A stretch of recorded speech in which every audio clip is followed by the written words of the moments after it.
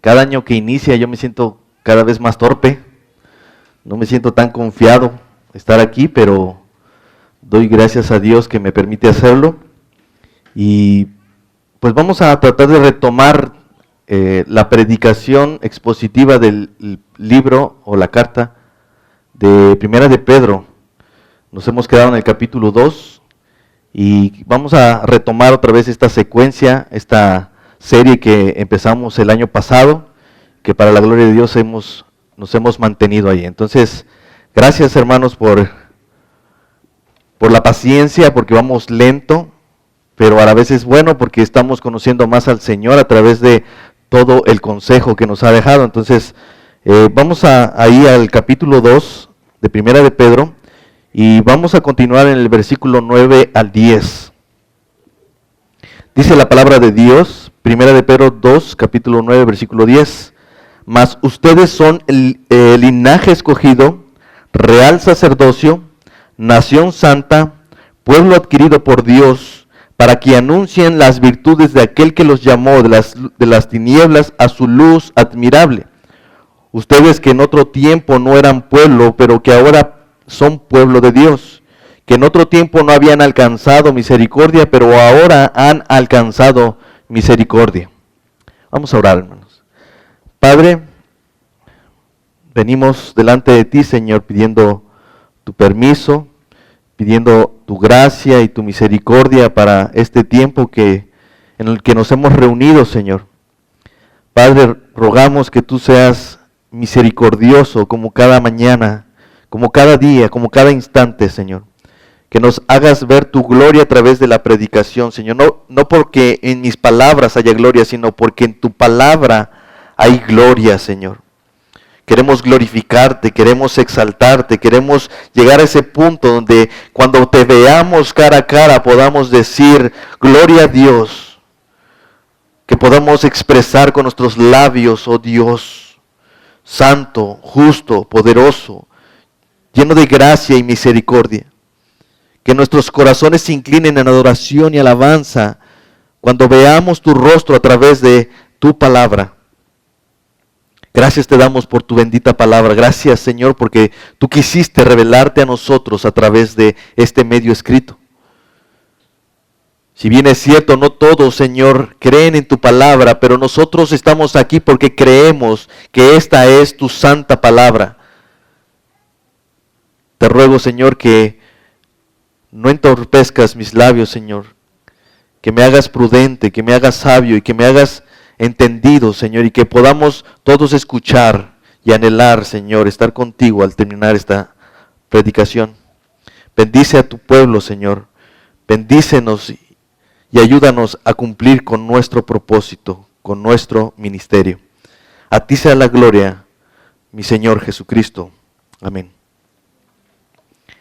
Recuerden, hermanos, Pedro espera que nosotros, habla a los creyentes de Asia que hagan algo en particular. Voy a regresarme un poquito simplemente para recapitular, porque lo que hemos estado haciendo durante estas últimas 3 exposiciones de Primera de Pedro tiene que ver con un bosquejo particular que empezó con volver a Cristo. Ustedes recuerdan esa predicación, si no, ahí está en las páginas, de vuelta a Cristo. Nuestra piedra angular. Después hablamos acerca de volver a la iglesia, ¿no? De vuelta a esa iglesia local, ¿no? Y ahora vamos a tratar de ir tomando de nueva cuenta este bosquejo. Entonces Pedro está hablando a los creyentes de Asia Menor para que hagan 2 cosas en particular. Primero, para que vayan a Cristo, esa piedra angular. En el versículo 4 dice, acérquense a Él, piedra viva, desechada ciertamente por los hombres, mas para Dios escogida y es preciosa. Esto es un llamado para volver a Cristo y acercarnos a Él como nuestra piedra de fundamento. Sobre todo lo que estemos edificando sobre Cristo será sólido, este permanecerá para siempre. Así que en ese sentido es lo que tenemos que hacer. Toda esta obra de edificación que vimos la vez pasada acerca de trabajar en la iglesia tiene que ver con un principio, y es ese principio de edificación, ese fundamento. Si nosotros estamos edificando sobre otro fundamento, como lo hacían los fariseos que estaban edificando sobre la ley, ellos iban a encontrarse con una piedra de tropiezo. Pero para aquellos que edifican sobre la piedra angular, que es Cristo, no seremos avergonzados, dice la palabra. Entonces, en ese sentido es lo primero que tenemos que hacer. Y lo segundo es que una vez puesto el fundamento, nosotros como piedras vivas iniciemos una obra de edificación, según el versículo 5.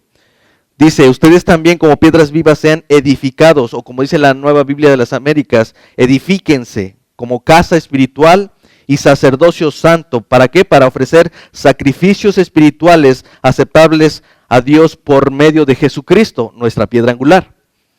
Entonces, lo que vimos la vez pasada fue que en los versículos 6 al 8 estábamos entendiendo que el propósito de todo creyente, sin excepción alguna, es a edificar junto con otros creyentes una casa espiritual, a lo que nosotros llamamos iglesia local. Sujel Michelén dice lo siguiente: estar en Cristo es equivalente en el Nuevo Testamento a estar en la iglesia. Amar a Cristo es amar a la iglesia, preocuparse por ella, involucrarse en ella. Si pasamos por alto esta dimensión corporativa de la obra redentora de Cristo, estamos tergiversando el mensaje de las Escrituras y reinventando lo que significa el cristianismo. Pero ahora vamos a continuar en los versículos 9 y 10, donde veremos que de igual forma todo creyente que trabaja en esta construcción, en esta edificación de esta casa espiritual o iglesia local, también deberá desempeñar una función, a lo que Pedro llama sacerdocio santo. Primero edificamos una casa espiritual y una vez que esté edificada esa casa espiritual, nosotros desempeñamos la función de un sacerdocio santo. Por eso es que el sermón de hoy se llama de vuelta al ministerio, nuestro sacerdocio. Debemos volver a nuestro ministerio. El día de hoy, hermanos, trataré de invitarles, de exhortarles y animarles a regresar a este primer mandato y el más importante que tenemos todos nosotros. Esto es lo que Pedro está invocando a través de la palabra. El bosquejo que he preparado está manejado en 3 puntos o 3 subtítulos o 3 encabezados. Y básicamente cada frase que voy a mencionarles es la idea que voy a tratar de desarrollar. En primer lugar, nuestro primer punto o nuestro primer encabezado es acerca de esto. La personalidad de nuestro ministerio se basa en la identidad de un sacerdote que ha sido escogido, llamado y adquirido por Cristo. El segundo encabezado será: el propósito de nuestro ministerio es que seamos sacerdotes que cumplan con la misión de anunciar las virtudes de Cristo. Y el tercer encabezado es: la naturaleza de nuestro ministerio se basa en la condición de un sacerdote que ha sido rescatado por la gracia y la misericordia de Cristo. Básicamente esos son los 3 puntos que voy a tratar de desarrollar. Vayamos al primer encabezado. La personalidad de nuestro ministerio se basa en la identidad de un sacerdote que ha sido escogido, llamado y adquirido por Cristo. Pedro usa en el versículo 9 toda una serie de frases que son como un compendio de las funciones de la iglesia. Él les dice que a los cristianos son un linaje escogido, un real sacerdocio, una nación santa y un pueblo adquirido por Dios. Es interesante que todas estas frases que Pedro está utilizando son frases que describen al pueblo de Israel. Por ejemplo, en Isaías capítulo 43, versículo 21 dice: este pueblo he creado para mí. En Éxodo 19, capítulo 19, versículo 5 al 6 dice: ahora pues, si dieran oído a mi voz y guardaran mi pacto, ustedes serán mi especial tesoro sobre todos los pueblos, porque mía es toda la tierra y ustedes me serán un reino de sacerdotes y gente santa. ¿Se dan cuenta? Ese es el lenguaje que Pedro está usando. Deuteronomio 7:6 dice: porque tú eres pueblo santo para Jehová tu Dios. Jehová tu Dios te ha escogido para serle un pueblo especial, más que todos los pueblos que están sobre la tierra. Pedro quiere dar a la iglesia una nueva identidad y pareciera que lo que está haciendo es robar la identidad de otro. ¿Sí? Parece que está tomando prestada la identidad de otro, pero Pedro no está queriendo hacer aquí como una analogía, una ilustración de lo que estaba haciendo con Israel. Pedro intencionalmente está tomando esas frases para referirse a la iglesia, basándose en aquellas palabras que identificaban a la nación de Israel. Pedro con toda seguridad les llama linaje escogido, nación santa, pueblo adquirido por Dios. ¿Por qué? Porque somos de Dios, porque somos para Dios, somos un pueblo especial para Dios. Nosotros no estamos robando una identidad, nosotros no estamos tomando prestada una identidad, nosotros estamos siendo llamados tal cual como Pedro nos llama. No sé si alguna vez vieron la película de Contracara, yo siempre uso como ejemplo algunas películas, pero de verdad si no la han visto, está muy buena. Pero básicamente lo que sucede aquí es que un hombre, un policía, trata de atrapar a un delincuente muy buscado, y este delincuente, por alguna razón, lo atrapan y lo tienen aparte. Entonces lo que hacen es quitarle la cara al maleante y ponérsela al otro. O sea, intercambiaron la cara. Lo chistoso es que los dos mantienen el cuerpo igual, ¿no? Entonces ahí están Nicolas Cage y John Travolta. Y la idea es que este hombre va y se infiltra en medio de estos delincuentes, simplemente para poder encontrar información y poder atrapar finalmente de una vez por todas a este delincuente que era John Travolta. Entonces, si estoy equivocado, ahí véanla ustedes, pero lo chistoso es esto, era algo sorprendente ver que le quitaban la cara con un lazo y se la ponían al otro así. Entonces por eso se llama contracara. Entonces, básicamente la idea es que tomaba la identidad de otro para poder infiltrarse. El Señor, hermanos, nos ha dado una identidad que no ha robado y no ha tomado en otro. Si esa identidad hemos adquirido ha sido por Cristo. Esa identidad que Dios nos ha dado es gracias a que Cristo nos ha dado de su rostro. Nosotros lo que estamos haciendo al llevar a cabo nuestro ministerio es manifestar, reflejar el rostro de Cristo. Eso es lo que sucedió en la cruz.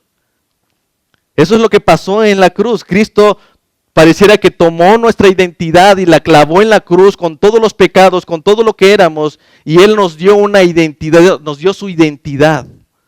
Gracias a eso es que Pedro nos está llamando y nos está diciendo todo este tipo de cosas. Por eso es que usa todas estas frases. Así que esta idea no solamente la recoge Pedro, de hecho Pablo también lo dice en Tito capítulo 2 versículo 14. Quien se dio a sí mismo, se habla de Jesucristo, quien se dio a sí mismo por nosotros para redimirnos de toda iniquidad y purificar para sí un pueblo propio, celoso de buenas obras. Somos linaje escogido, hermanos. Miren, los judíos se sentían orgullosos de ser del linaje de Abraham.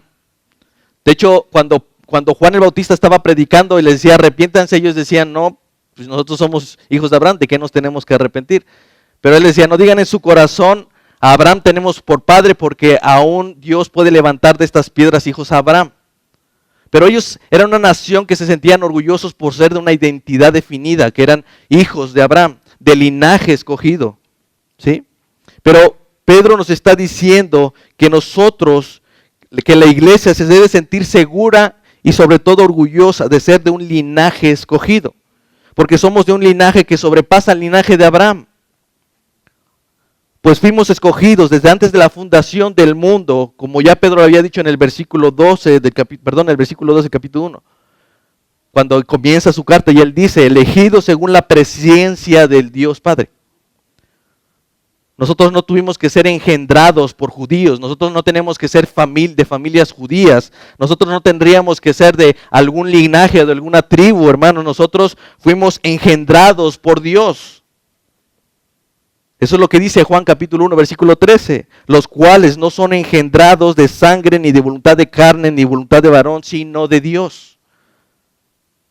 ¿Me van entendiendo, hermanos? Hasta este momento la identidad que hemos adquirido es gracias a que hemos sido engendrados por algo más allá de algo corrupto como nuestros padres o aún como Abraham, sino por medio de la fe. Como dice Pedro, nosotros hemos nacido de una simiente incorruptible, como dice en capítulo 1, versículo 23 de primera de Pedro, siendo renacidos no de simiente corruptible, sino de una incorruptible por la palabra de Dios que vive y permanece para siempre. La palabra linaje también se traduce como familia. En ese sentido, nosotros debemos entender que esta identidad, a diferencia de los judíos, que solamente se veían como una nación y un pueblo adquirido nada más, nosotros podemos llamar a nuestro Dios Padre. Por eso el Espíritu nos dice a nuestro espíritu, y por eso podemos asegurar, el Espíritu nos dice a nuestro espíritu que somos hijos de Dios, y por eso podemos clamar Abba Padre. Esa identidad nos permite relacionarnos con Dios como nuestro Padre. Por eso es que somos un linaje escogido. Somos nación santa. Uno de los propósitos del pueblo de Israel era exhibir la justicia y la santidad de Dios hacia las naciones vecinas. De hecho, Israel estaba posicionado geográficamente en un lugar particular, porque ahí era el paso de cualquier pueblo y nación. Entonces tenía la oportunidad del pueblo de Israel de comunicar y hacer evidente la gloria de Dios cuando una nación estuviera cerca. Ustedes recuerdan cuando los espías llegan a Jericó, ¿qué es lo que dice la mujer? Nosotros sabemos que su Dios es fuerte, que su Dios los está respaldando y que está acabando con todos los pueblos de este lado del Canaán. Ellos tenían miedo, ¿por qué? Porque el pueblo de Israel en ese momento estaba cumpliendo con su labor. En ese sentido, eso significa que había una oportunidad valiosa para que el nombre de Dios fuera exaltado entre las naciones de la tierra. Desgraciadamente Israel fracasó en ese intento. Por eso es que terminó exiliado. En ese sentido, como dice Juan Sánchez, la iglesia no es una nación estatal como lo fue Israel. Esta vez, en vez de eso, somos un pueblo de sacerdotes representando públicamente el reino de Dios donde quiera que el pueblo de Dios se encuentre. Aunque el enfoque principal de una nación santa es ser distintos al mundo, la santidad, el hecho de que seamos una nación santa, un pueblo santo, eso implica un llamado a vivir con santidad, tal como Israel, la iglesia tenía el objetivo de exhibir la santidad de Dios a través de su buen comportamiento, de esas prácticas sanas. ¿Por qué Dios les decía que tenían que tener tanta rigurosidad en la limpieza de los platos, en los utensilios, en sus vestimentas, en que llevaran esta vida saludable y una vida particular, porque tenían que ser un ejemplo para las naciones vecinas? Debían exhibir la santidad a través de su propio comportamiento. Pedro lo va a decir más adelante, que es lo que vamos a estudiar la siguiente vez. Para que los que murmuran entre ustedes como malhechores glorifiquen a Dios el día de la visitación al considerar sus buenas obras. No es un llamado solo a ser moralmente correctos, hermanos, es un llamado a representar dignamente a aquel que nos llamó. Como aquel que nos llamó es santo, así es como nosotros debemos vivir, como Pedro ya lo había dicho, sean santos como también el que los llamó es santo. Sean santos en toda su manera de vivir.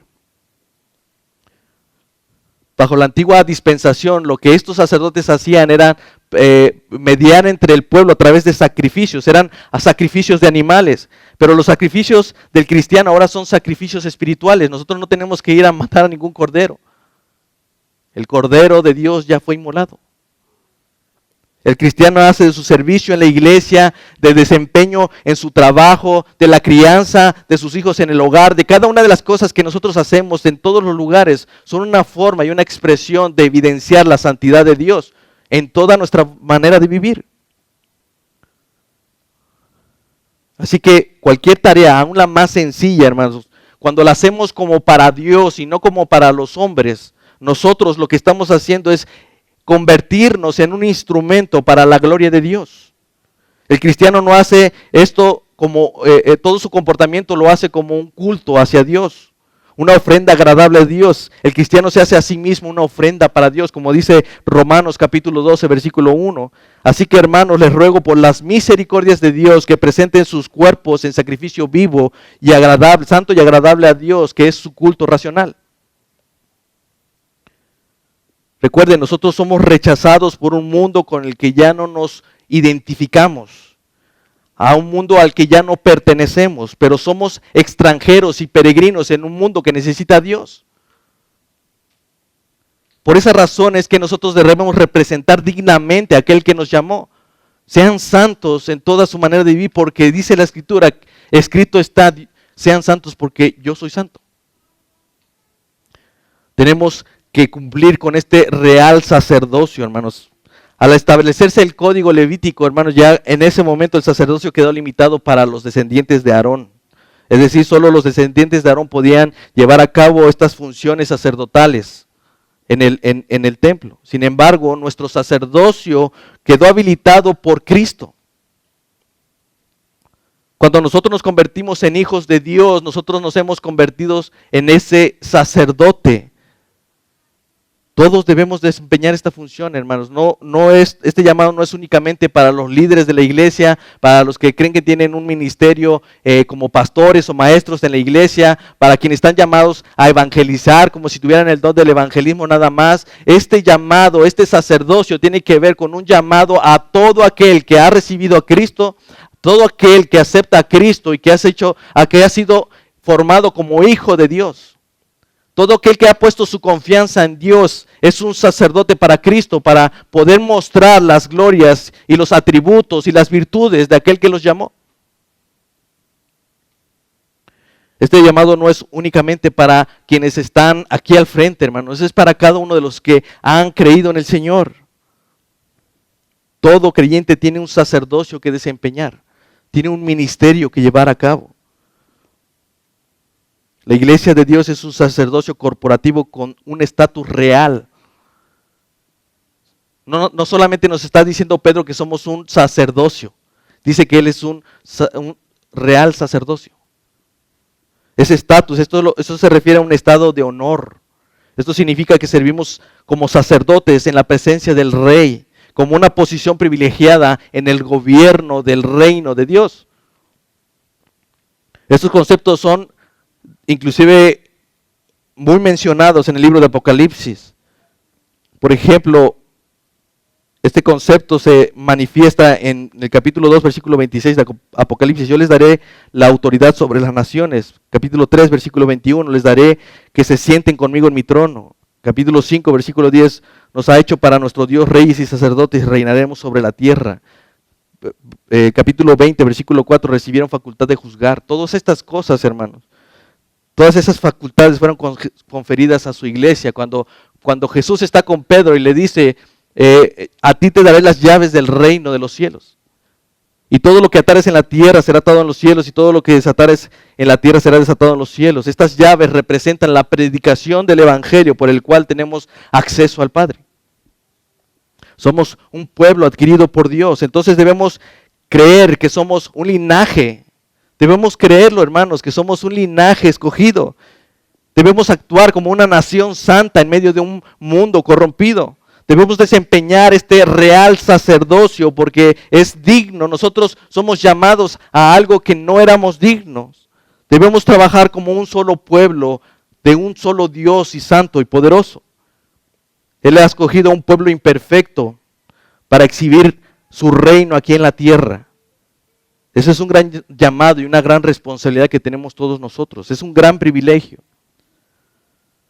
En este sentido, el mensaje de Pedro a sus lectores es este, que a pesar de que nosotros estamos experimentando el rechazo, el dolor, el hecho de no ser considerados en este mundo, nos debe de animar reconociendo que nosotros hemos adquirido una identidad en Cristo. No importa si nos tratan como ignorantes o como malhechores, nosotros somos del linaje escogido. Somos real sacerdocio, somos una nación santa, un pueblo adquirido por Dios. En eso se basa la personalidad de nuestro ministerio, en la identidad de un sacerdote que ha sido llamado, que ha sido escogido y adquirido por Cristo. Pero entremos al siguiente encabezado, hermanos. El propósito de nuestro ministerio es que seamos sacerdotes que cumplen con la misión de anunciar las virtudes de Cristo. El sacerdote también tenía una función, hermanos. Él daba acceso a Dios. Él tenía que entrar al lugar altísimo, al lugar santísimo para hacer las ofrendas para expiación del pecado del pueblo. Pero lo primero que tenía que hacer es expiar su propio pecado para poder hacerlo de los demás. El problema es que si este sacerdote no era perfecto, no hacía las cosas correctamente, no podía estar en la presencia de Dios. Por esa razón es que a sus mantos les ponían unos cascabelitos. Ese cascabelito tenía que sonar para saber si estaba vivo todavía, porque no podían entrar a la presencia de Dios cualquiera. Entonces lo amarraban también, y si había caído muerto por haber entrado a la presencia de Dios impuro, entonces simplemente era arrastrado, sacado del lugar santísimo, porque esta persona no podía estar allí. En este sentido, como cristianos, nuestro sacerdocio no consiste en expiar el pecado de nadie, ¿no? Eso ya lo hizo Cristo. Cristo ya lo hizo todo, hermanos. Él es nuestro sumo sacerdote. En eso no consiste nuestro ministerio.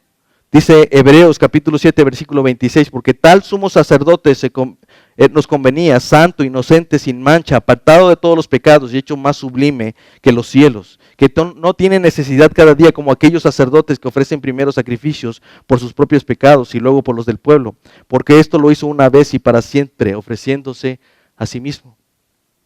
Entonces, hermanos, si no es esto, ¿en qué consiste nuestro ministerio, en este sacerdocio? La palabra latina para sacerdocio es pontifex, ya más o menos se puede imaginar, que quiere decir constructor de puentes. El sacerdocio que nosotros hacemos es la de construir un puente que hace el encuentro de Cristo con aquellos que ha llamado a su iglesia. El cristiano tiene el deber y el privilegio de traer a otros al Salvador, a quien Él mismo ha conocido y ama. Por eso dice, para que anuncien las virtudes de aquel que los llamó de las tinieblas a su luz admirable. La razón por la cual nosotros hemos adquirido una identidad es para que nosotros sepamos que tenemos un propósito. Para esto hemos sido rescatados, no para ser piedritas de colección, hermanos. No somos rescatados por Cristo para ser puestos detrás de una vitrina. El Señor dice que nos ha llamado, nos ha redimido, nos ha salvado, nos ha hecho este llamado de forma colectiva para que nosotros anunciemos las virtudes de aquel que nos llamó, de aquel que nos amó, de aquel que nos rescató. Nosotros debemos proclamar las maravillas de Dios, hermanos. Eso es algo que Pedro tiene en mente cuando dice o nos llama como pueblo adquirido. Esto es lo que está diciendo Isaías capítulo 43 versículo 21. El pueblo que yo he formado para mí proclamará mi alabanza. ¿Se dan cuenta? Él dice, yo he formado un pueblo para mí. Yo he formado un pueblo que sea celoso de buenas obras. Este pueblo lo he hecho para mí, para mi gloria. Pero no lo he hecho nada más para que esté allí sentado en la iglesia. Está hecho para que proclame mi alabanza. Eso es lo que dice Isaías. Lo he formado para mí, para que proclame mi alabanza. Como dice Juan Sánchez, nos ha dado la misión de proclamar un mensaje verbal. Nuestra misión es glorificar a Dios, es anunciar su fama. Eso era lo que tenía que hacer Israel, que pudieran ver los pueblos vecinos que había un Dios, el Dios de Israel, el Jehová de los ejércitos. Él se hizo muy famoso por todas las obras que había hecho para llevar al pueblo de Israel a tomar posesión de esa tierra prometida.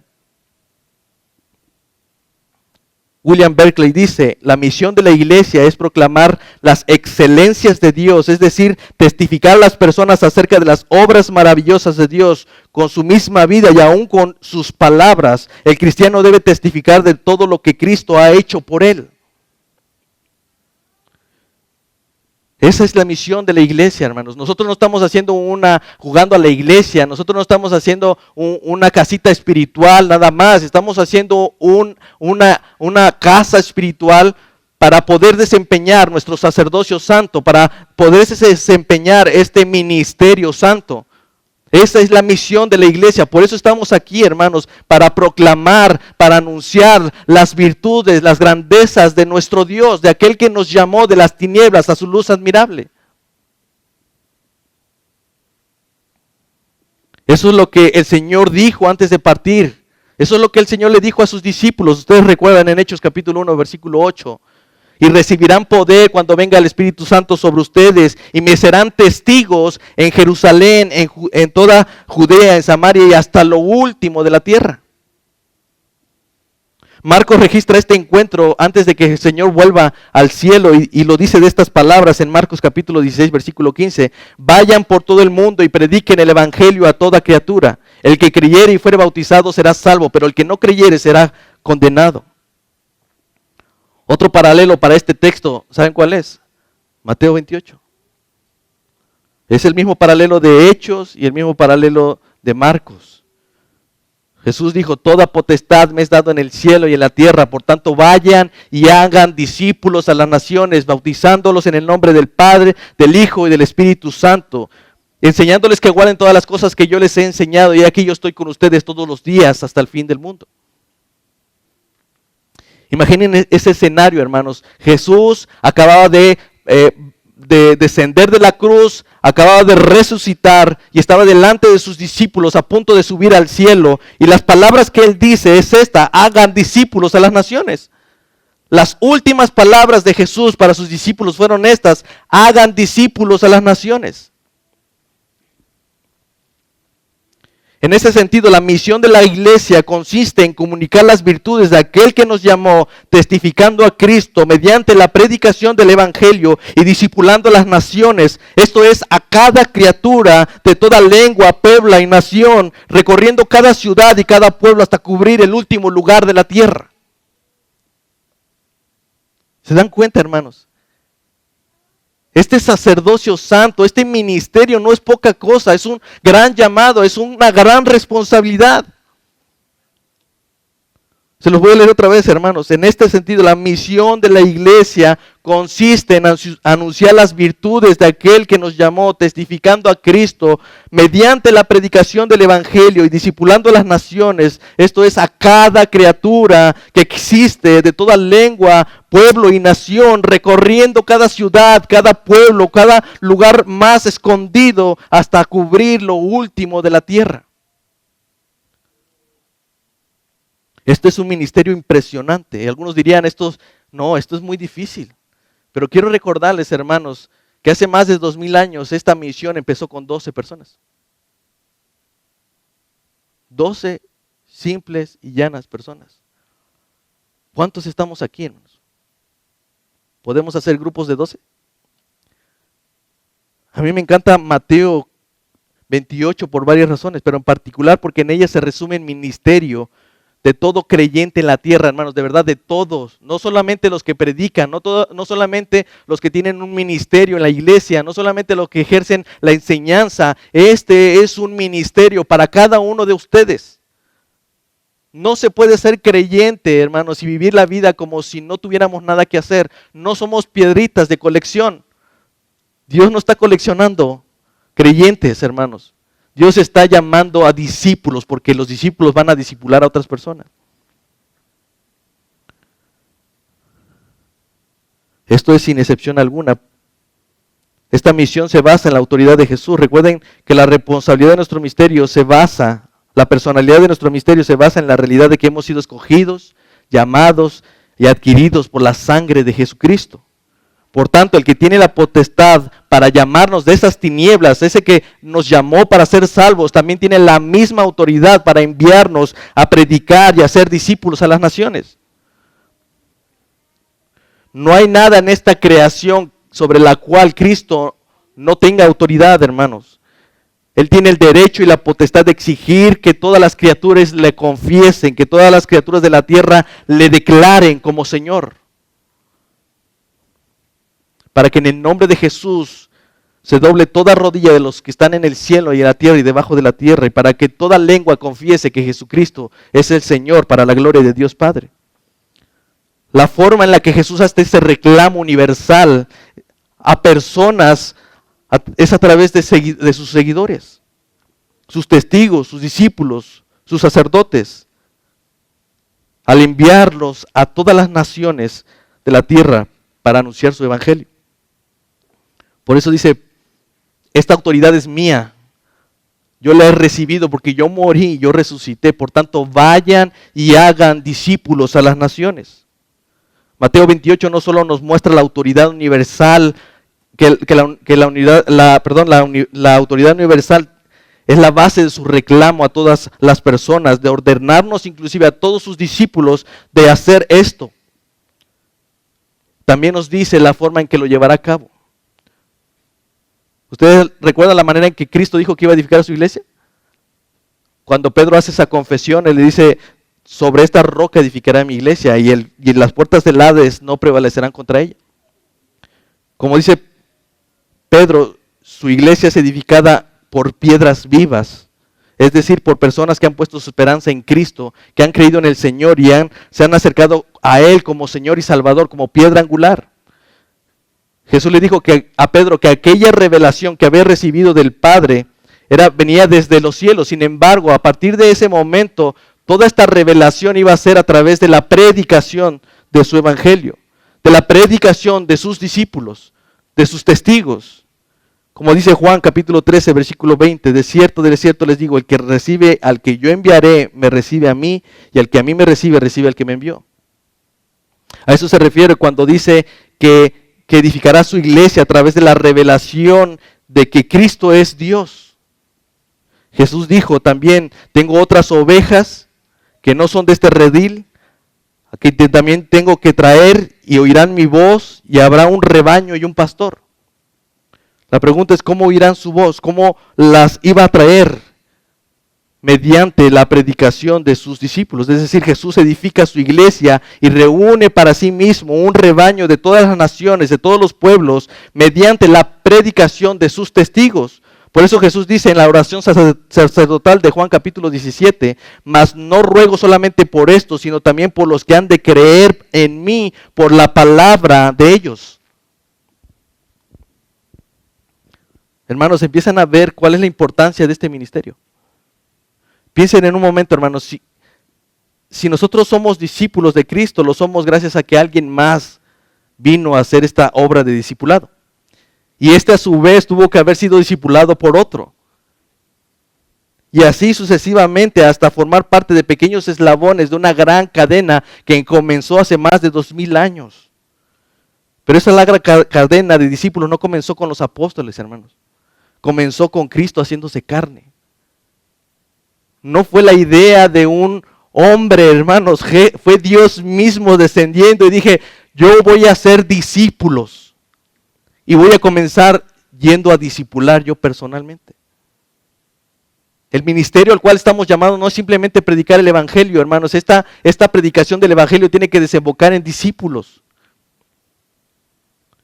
¿Por qué discípulos, hermanos? La razón por la que Dios decidió llamar a sus discípulos apóstoles o enviados, que eso es lo que significa, y no profetas, es porque los profetas no tenían la capacidad funcional que un discípulo. Miren, normalmente el profeta de Dios generalmente no se encontraba con Dios necesariamente, no lo veía, ni tampoco caminaba con Dios, simplemente podía escuchar a Dios, o había algún tipo de revelación y entonces él hablaba de parte de Dios a través de anunciar sus oráculos de bendición o de maldición. Pero no tenía que caminar con Dios. Generalmente no era así. Pero por naturaleza no había profetas produciendo más profetas. Los profetas no producen más profetas. Solo un discípulo asegura a otro discípulo. Dios aseguró este ministerio bajando del cielo y teniendo contacto con sus discípulos. Así que nosotros debemos dar gracias a Dios, no solamente porque Él murió en la cruz, no solamente porque Él resucitó y nos da seguridad de una vida eterna, sino porque el Señor también hizo esta obra en la tierra, caminando con 12 personas extrañas y enseñándoles a guardar sus mandamientos. Desde entonces, discípulos se están reproduciendo uno tras otro. Los profetas no se reproducen, pero los discípulos sí, hermanos. Por eso debemos orar por la mies y por los obreros, para que Dios envíe más obreros, porque la mies es mucha, dice su palabra. Pero cuando oramos no debemos orar pensando en otras personas o que el Señor lo haga a través de otras personas. Este llamado del Señor diciendo, oren por la mies y por los obreros, porque la mies es mucha, debe de comenzar con una oración que diga, he aquí, envíame a mí. ¿Cuántos de nosotros desearíamos y anhelaríamos que nuestros familiares se convirtieran a Cristo, que nuestros amigos se convirtieran a Cristo? Pero le decimos al Señor, envía a alguien, Señor, envía a alguien a tu mies, porque la mies es mucha, pero nadie dice, he aquí, envíame a mí. Este es el llamado a nuestro ministerio. Volver a este ministerio implica que nosotros tomemos la responsabilidad de ir a hacer personalmente lo que el Señor nos mandó a hacer, anunciar las virtudes de aquel que nos llamó de las tinieblas a su luz admirable. Debemos orar, hermanos. Claro que hay partes a las que no podemos llegar, pero a las que sí podemos. ¿Qué estamos haciendo? Uno diría, Señor, tengo familia que no conoce, envía a alguien. No, Señor, envíame a mí, capacítame a mí. Pon en mi corazón el deseo ferviente de ir a hacerlo yo personalmente. Y si me equivoco, no importa, Señor, porque tú dijiste que estarías conmigo hasta el fin del mundo. En Romanos 10, Pablo hace una serie de preguntas retóricas que se van respondiendo una tras otra, pero todas culminan en una sola. Dice, ¿cómo conocerán si no son enviados? ¿Cómo conocerán? ¿Cómo aprenderán de Cristo si no hay quien los envíe? Hechos 1, Mateo 28, Marcos 16 y 1 de Pedro 2 son la respuesta. Cristo nos ha enviado a nosotros. ¿Qué hubiera pasado si los 12 no hubieran hablado? Jesús dijo, si ellos callaran, las piedras hablarían. Porque es una obra de Dios, hermanos. No tengamos temor de hacer esto, porque el Señor nos asegura que aun cuando nos quedemos sin palabras, Dios nos va a dar palabras. El Señor les dijo, no tengan temor de lo que hayan de decir delante de los concilios, porque cuando estén ahí yo les diré qué hacer. Y yo les diré qué decir. Miren a Esteban, el gran argumento que hizo, por el cual murió, fue algo que el Señor le mostró, algo que el Señor le dio. Pero el objetivo supremo de cumplir con este ministerio es que Dios sea glorificado. Así alumbre su luz delante de los hombres para que vean vuestras buenas obras y glorifiquen a vuestro Padre que estás en los cielos. O como dice Pablo citando la Escritura, y para que los gentiles glorifiquen a Dios por su misericordia, como está escrito, por tanto yo confesaré entre los gentiles y cantaré a tu nombre. Y otra vez dice, alégrense gentiles con su pueblo.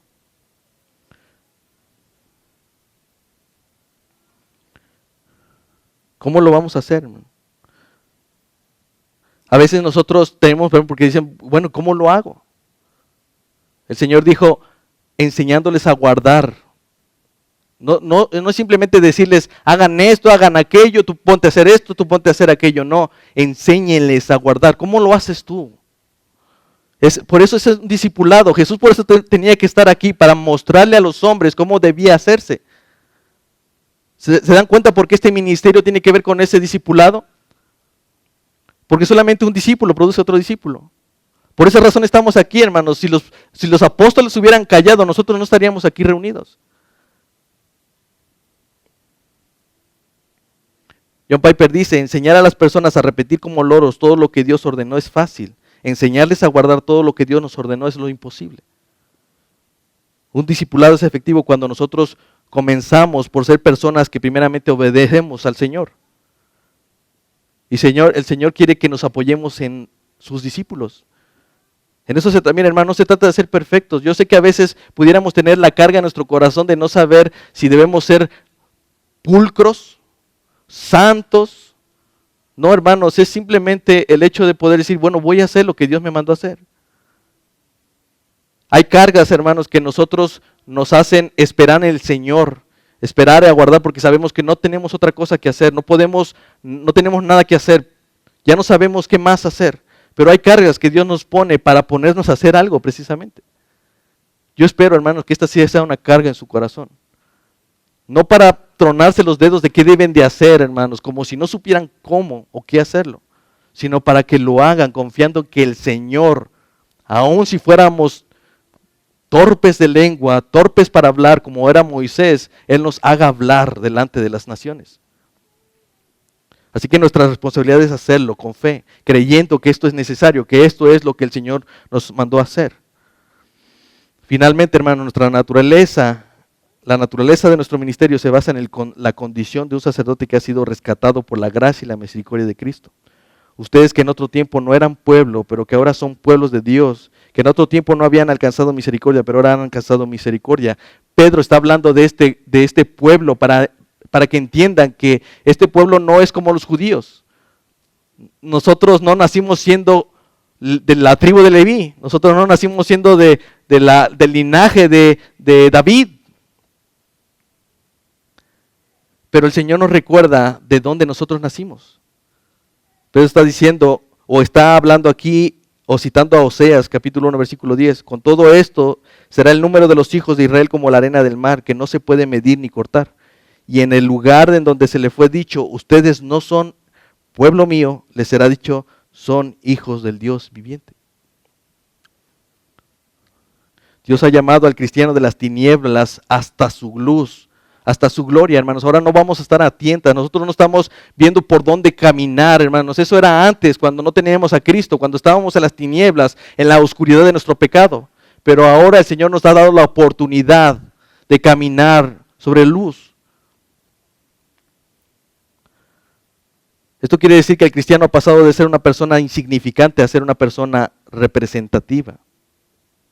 Como dice William Berkeley, la grandeza de una persona no depende de ella misma, sino de lo que se le ha confiado.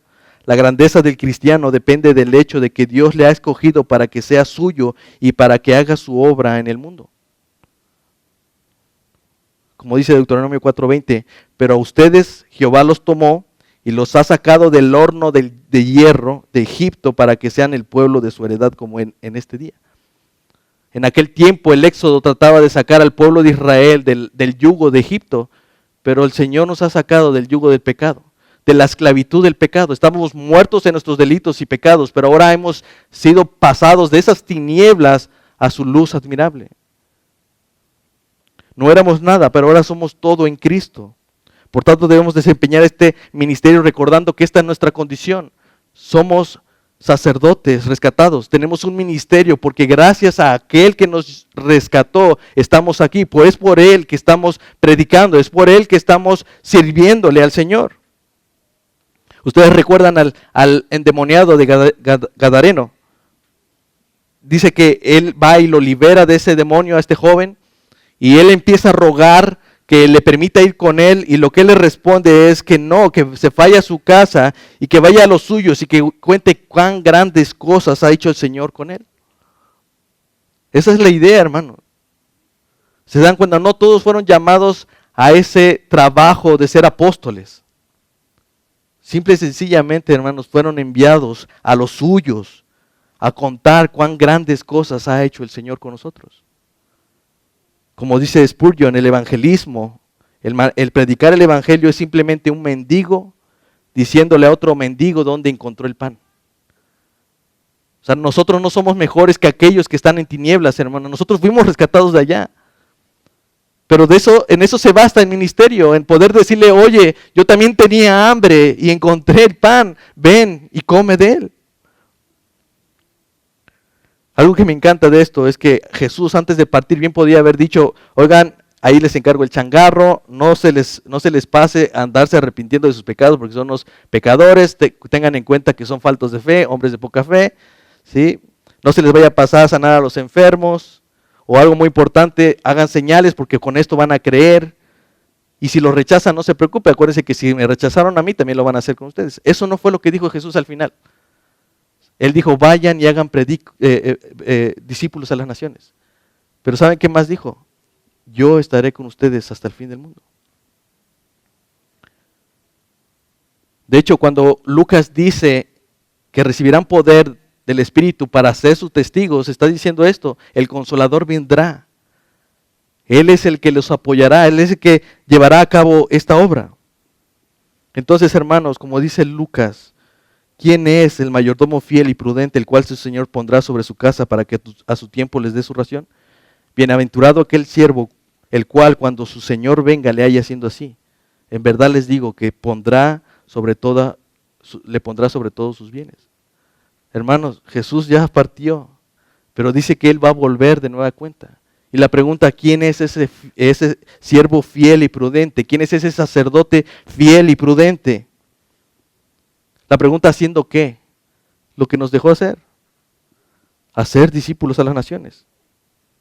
Seamos entonces sacerdotes fieles de este llamado, hermanos. Seamos discípulos fieles a este llamado, testigos fieles, sin importar lo que pase. Nuestra esperanza está en la promesa de que el Señor volverá y llamará a los suyos, aquellos que fueron diligentes, aquellos que cumplieron con su llamado.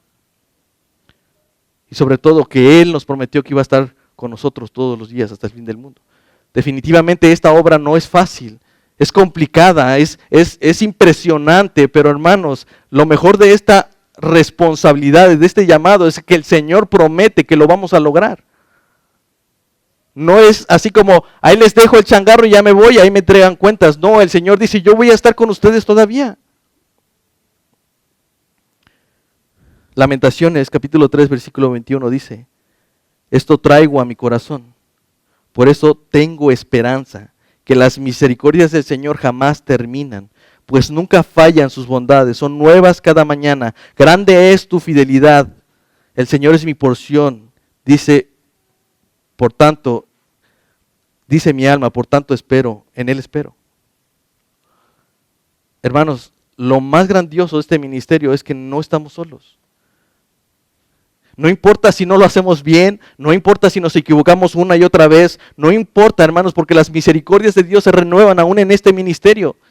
No solamente a veces decimos, no soy llamado a esto porque ayer pequé, no importa, las misericordias de Dios se renuevan cada mañana. No importa cuáles cosas pasen en medio de este trabajo y de este servicio, dice la Escritura que sus bondades nunca fallan. Son nuevas, grande es su fidelidad. La razón por la cual nosotros debemos desempeñar este ministerio es porque el Señor es fiel en cumplir su promesa de que estará con nosotros todos los días hasta el fin del mundo. Él es mi porción, no importa, hermanos, si por esto pierdo a mi familia, no importa si por esto pierdo la vida, no importa si por esto me enfermo, no importa si por esto pierdo mi trabajo. Dice la Escritura que el Señor es mi porción, por tanto mi alma espera en Él.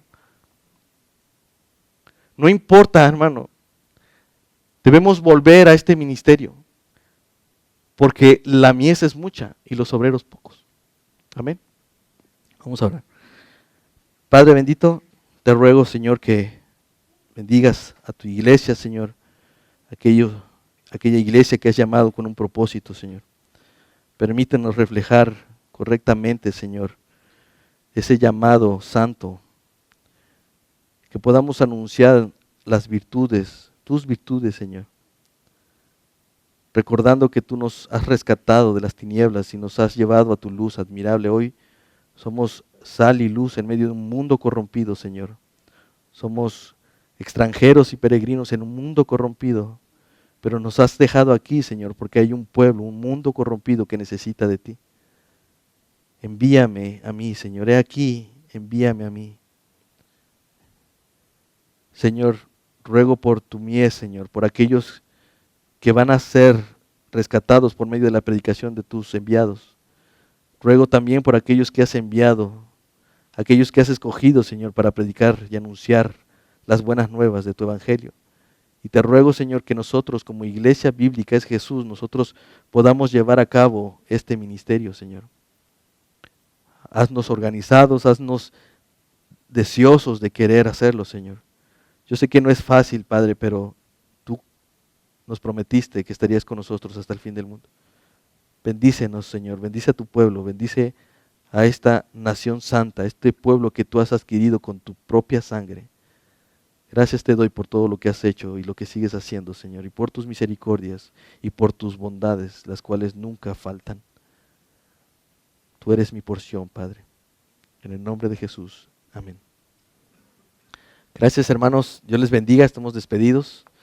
Tengan mucho cuidado con el COVID y Dios les guarde, hermanos.